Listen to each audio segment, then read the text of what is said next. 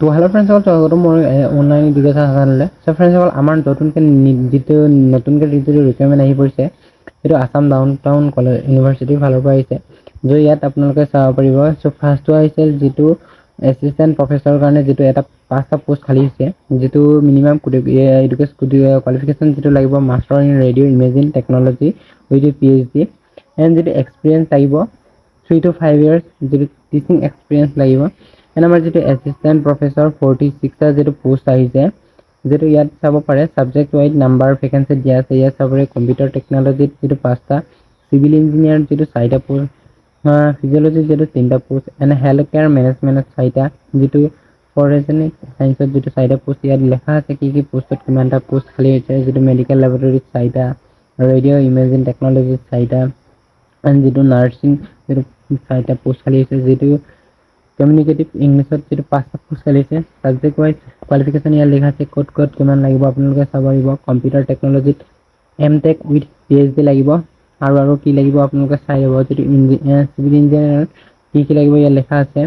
And যিটো health মেনেজমেণ্টতো লাগিব আপোনালোকে MBA ইন হস্পিটেল এডমিনিষ্ট্ৰেশ্যন, যিটো ইয়াত চাব পাৰিব।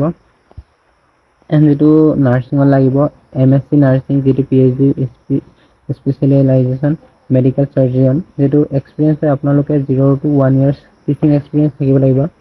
এণ্ড যিটো আমাৰ লেকচাৰৰ যিটো ইয়াত পোষ্ট খালী 4টা হৈছে, ত' ইয়াত চাব পাৰে আপোনালোকে minimum qualification MSc nurse and PhD specialisation and যিটো নীতি হেল্থ নাৰ্ছিঙত আছে, যিটো এক্সপিৰিয়েঞ্চ আপোনালোকে ফ্ৰেচাৰ্ছ কেন অলছ' এপ্লাই কৰিব পাৰে। ফ্ৰেচাৰ্ছো ইয়াত এপ্লাই কৰিব পাৰে।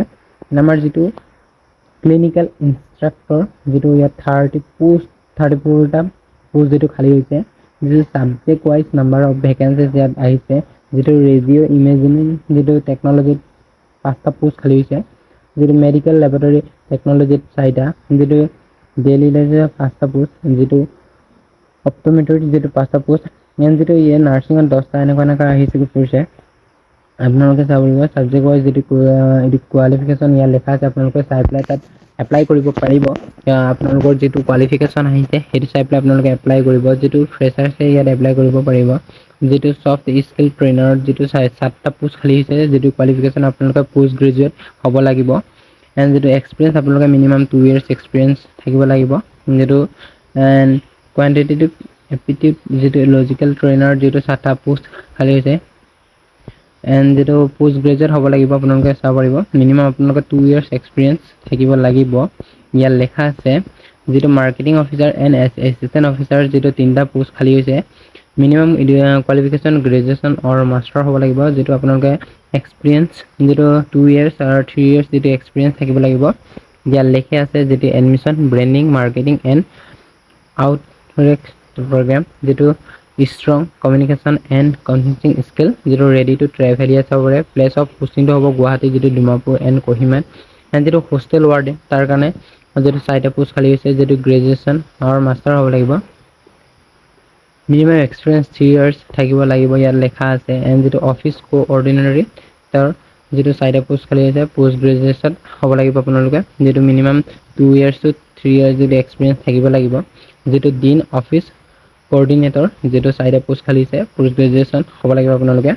এণ্ড যিটো experience good communication skill in writing and oral booth and good computer knowledge থাকিব লাগিব। যিটো কুকৰ কাৰণে 10টা পোষ্ট খালী হৈছে, যিটো এই মিনিমাম এক্সপিৰিয়েঞ্চ যিটো কেণ্ডিডেট আপোনালোকে চাব পাৰিব 25 to 15 years, যিটো should have a minimum 3 years of experience থাকিব লাগিব।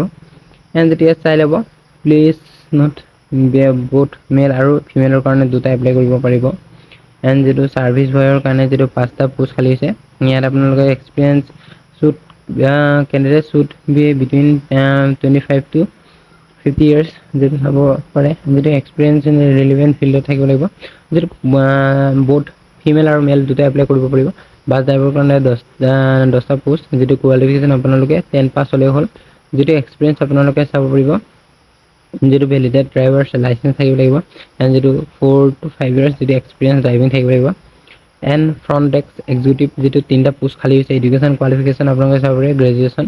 যিটো এক্সপিৰিয়েঞ্চ ৰিলেভেণ্ট ফিল্ড যিটো ইয়াত এক্সপিৰিয়েঞ্চ থাকিব লাগিব অকণমান হ'লেও।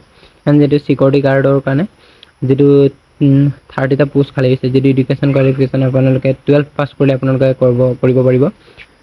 যেটো ইয়াত চাব পাৰে এক্সপিৰিয়েঞ্চ লেখা আছে, আপোনালোকে চাই ল'ব। এণ্ড যেটো কেনেদৰে এপ্লাই কৰিব লাগিব ইয়াত লেখা আছে, আপোনালোকে এপ্লাই কৰিব পাৰিব। এণ্ড যেটো ফৰ দ্য ডাউন টাউন যেটো গুৰুকুল স্কুল, যেটো মৰাণহাট চৰাইদেউত অৱস্থিত, যেটো PRT মাডাৰ টিচাৰৰ কাৰণে যেটো 6টা পোষ্ট। এণ্ড যেটো ইয়াত চাব পাৰে ছাবজেক্ট ৱাইজ, যেটো মেথামেটিক্সৰ কাৰণে 3টা, EVS ৰ কাৰণে 3টা পোষ্ট, যেটো required qualification bachelor, master degree, relevant BEd থাকিব লাগিব। এণ্ড যেটো ফ্ৰেচাৰ্ছ এপ্লাই কৰিব পাৰিব। TGT কাৰণে 6টা পোষ্ট খালী আছে। ছাবজেক্ট ৱাইজ আৰু ভেকেঞ্চি চাব পাৰে, যেটো মেথামেটিক্সত 3টা এণ্ড যেটো ছায়েন্সত 3টা। যেটো required qualification minimum bachelor degree, master degree, যেটো BEd কৰি থাকিব লাগিব আপোনালোকে। যেটো ফ্ৰেচাৰ্ছে এপ্লাই কৰিব পাৰিব।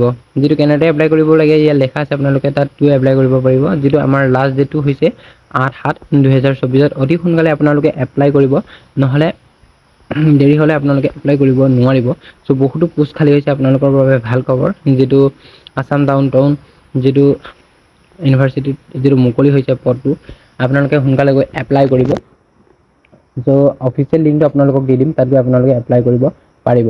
আৰু যিমান পাৰে নিজৰ ফ্ৰেণ্ডসকলক শ্বেয়াৰ কৰি দিব। আৰু আপোনালোকৰ বাবে সদায় এনেকুৱা ভিডিঅ' লৈ আনো, আপোনালোকে ভিডিঅ'টো লাইক কৰি দিব আৰু ছাবস্ক্ৰাইব কৰি ৰাখিব। আৰু যদিহে কোনোবাই নতুনকৈ মোৰ চেনেলটোত আহিছে, তেনেহ'লে ভিডিঅ'টো লাইক কৰি পেলাই নিজৰ ছাবস্ক্ৰাইব কৰাৰ লগতে নিজৰ ফ্ৰেণ্ডসকলক শ্বেয়াৰ কৰি দিব।